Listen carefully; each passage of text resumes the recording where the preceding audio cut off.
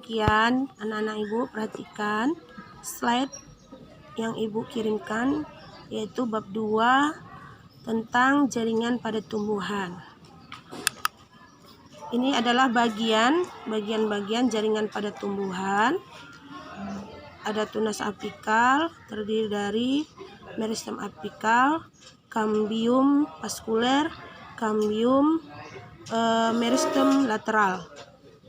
Meristem yang akan membentuk akar lateral, itu bagian akar. Kemudian ada meristem apikal akar, ada rambut akar. Kemudian meristem apikal akar di dekat tudung akar.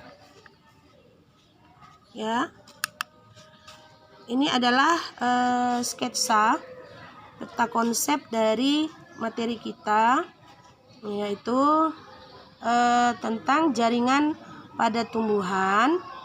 Jaringan meristem terdiri dari 2 bagian, jaringan meristem, jaringan permanen.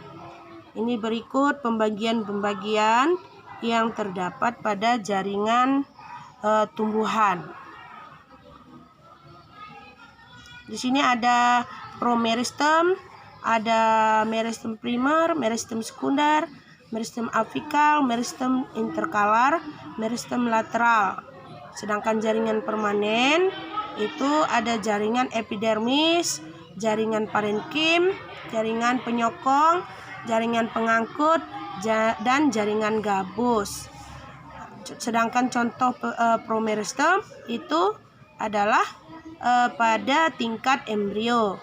Primer itu tumbuhan yang masih tumbuh. Sekunder itu adalah kambium.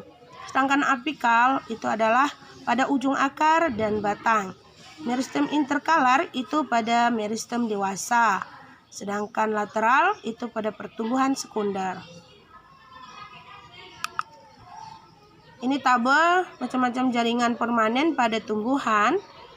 Itu ada jaringan epidermis, yaitu stomata, trikoma, duri, kemudian filamen atau benang-benang, sel kipas, sel kersik.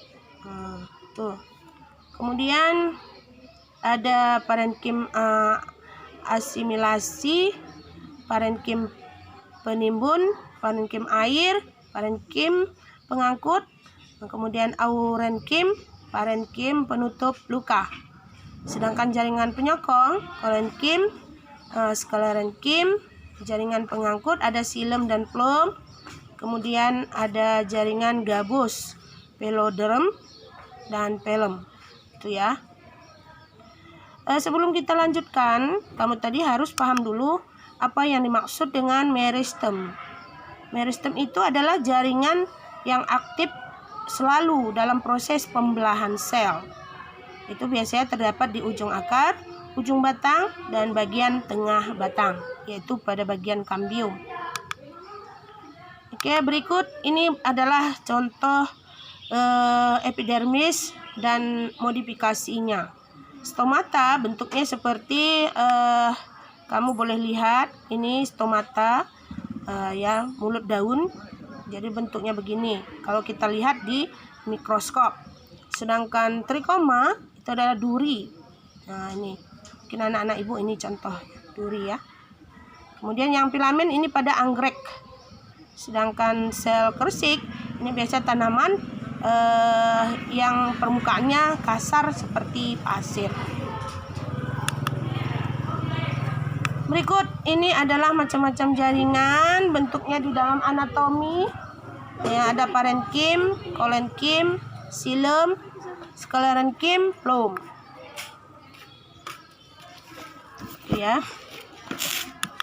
Kemudian ini adalah organ pada tumbuhan. Ibu ambil ini contohnya, kita lihat adalah pada akar bawang. Yang mana ini diperbesar begini strukturnya. Ini adalah rambut akar. Kemudian ini adalah bagian dari epidermis, kemudian korteks, tele. Tele adalah silem dan flum.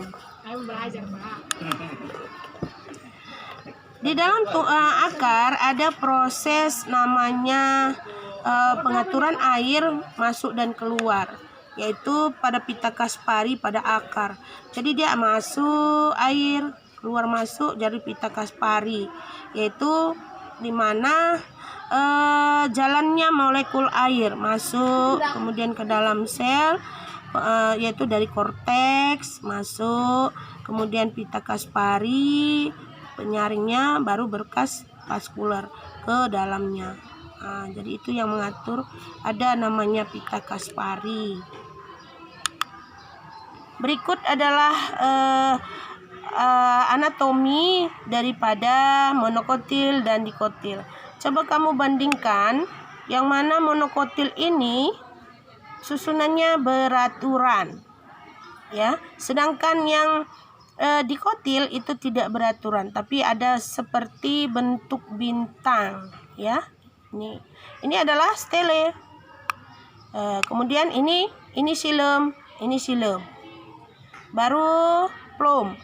Setelah silem baru di luar daripada silem baru plum, baru epidermis bagian tengahnya, baru perisikol.